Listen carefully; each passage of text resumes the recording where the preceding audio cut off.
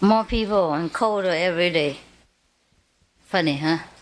I thought you're going, there must be less and less people every day. How come more and more people every day?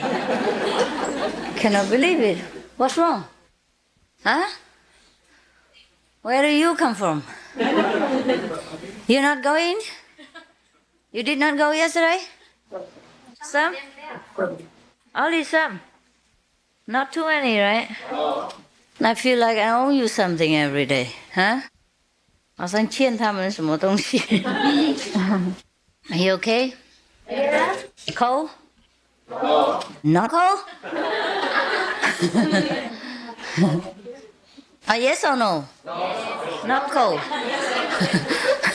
I hear yes and no, so make up your mind, yes or no? Maybe. The man say no, the woman say maybe. Oh gosh. It's really cold, huh? Right? Today I have to say yes. It's cold. Oh. When is the last day that you stay here? Tomorrow. Tomorrow is the last day? No. No, I don't think so. I don't think I'm so lucky. There will be some yes and some no, some maybe. How many people live tomorrow? You see? Not all. You see that? Only 50. How many people live after tomorrow? How many people don't live at all? Never want to live. Okay, I cannot win. Huh? Oh, that's the trouble with the disciples. Okay, never mind. I think I just read you a story and that's finished. The job of the day. Actually, all these stories you can read by yourself. No? Have you heard this story before? No. Did you? No? So many stories. I don't know what story to read to you. All stories are good. From India. Now devotion to God. A story about devotion is always good. Meanwhile, you can look at me, huh? You complain that you don't look at me enough, so look. Just look, huh? Right? Okay, it doesn't matter, huh? I think I'll read this one, huh? There are many similar stories anyhow. If you don't understand English, you should find somebody who understands English next to you and translate it for you, okay? Tin Hồng Ma? Find an English person to blah blah into your ears. Not into my ears. Then I don't know whether he said it wrong or right. I will not lose my inspiration. Okay. This is the story of how good it is to be charitable. You know, the benefit of charity. You know what charity is, right? Yes. Right. Charity, it means every day you cook something and then offer to yourself. Because God is within you. So if you offer to God, means you offer to yourself. Okay? Is that right? Yes. Now, at the foot of the Gadamadana Palaya mountain, Indian, you know, where everything is adadadana, just like how you say, Japanese, everything kono. Now, at the foot of the Gandamadana Chamalaka mountain, I read wrong every time, different mountain every time. The same mountain, okay? Same like the first time. There lived an old woman. You know what an old woman is? Yeah? If you don't know, look at me.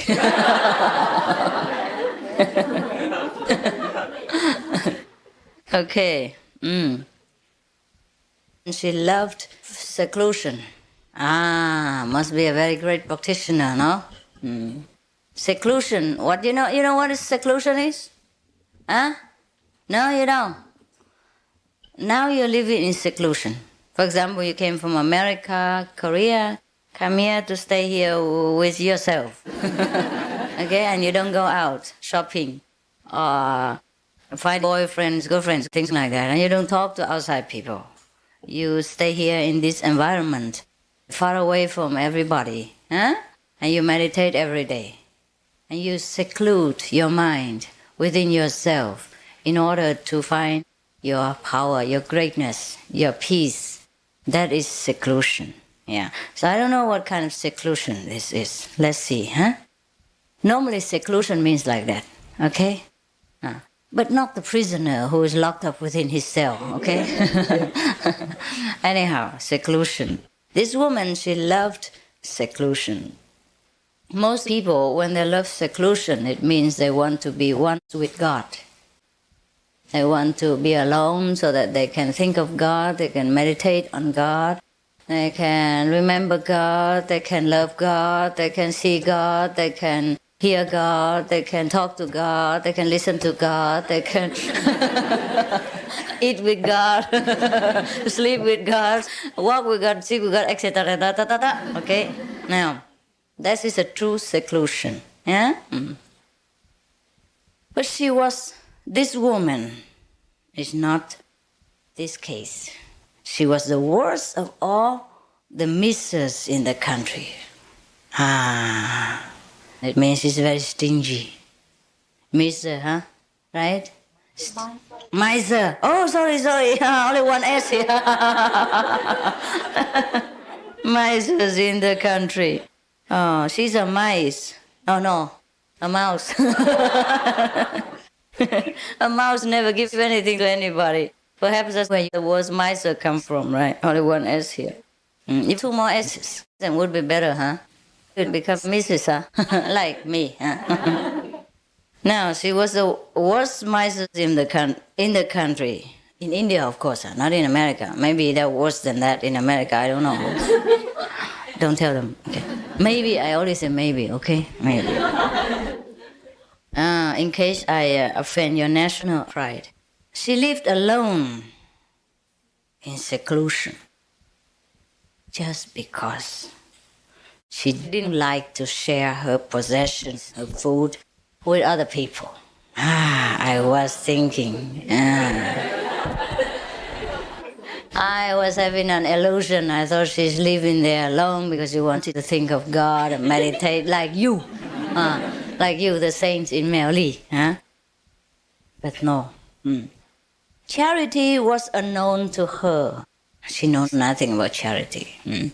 She did not part with even one grain of rice for the Cambodian people.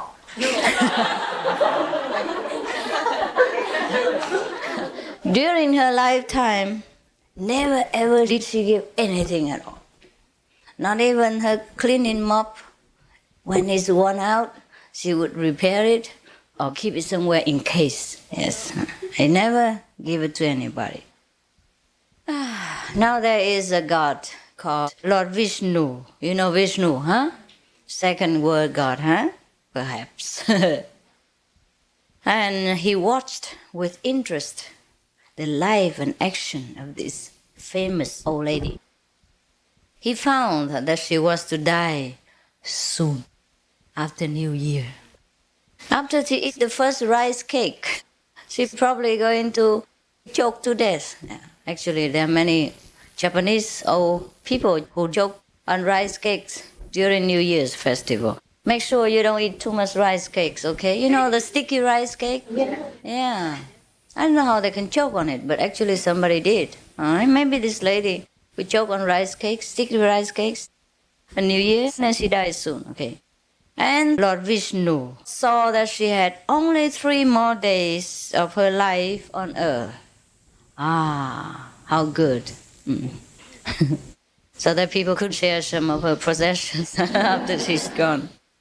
Lord Vishnu, therefore, called Kakabusandi Ananda Maharaja to his side and said to him, "My very dear beloved Busandi Ananda Maharaja, look at this old lady.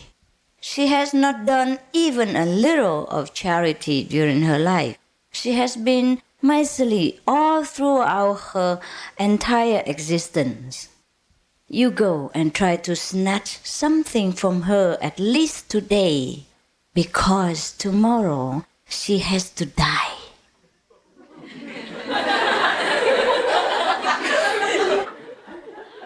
When she dies, she will have some merit to her credit in that case, if you stolen something from her, at least some chocolate or something. Or maybe popcorn. Kakabusandi Ananda Maharaja nodded. Okay. In the modern language, okay. Oh, I begin to get hot. Because I have a heater hidden here. Not that I have magical power.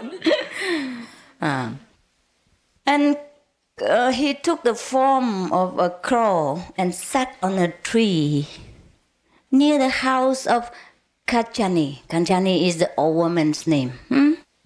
Okay.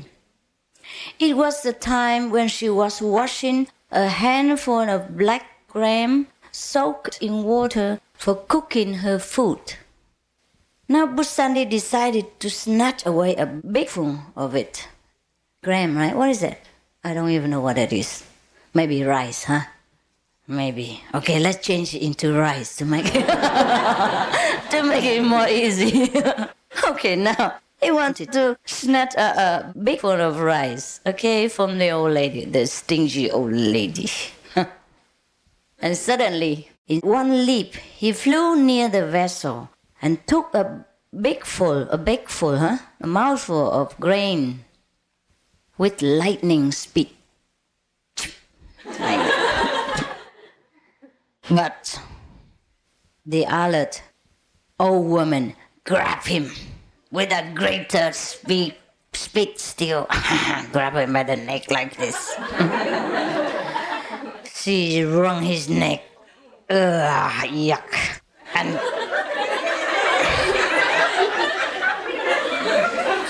And kept it twisted so that the grain did not slip down to his stomach. Yeah. I didn't read this story before. I'm sorry to pick it on New Year for you. Make sure you don't do the same thing to the poor birds. Keep your precepts, okay? My goodness. Meanwhile, with her other hand, she parted the beak, right? The beak of the bird, and took out to the last grain from the throat of the struggling crow. Oh. Really, she deserves an award from us, huh? Right? The most miserly woman in the world, right? In history.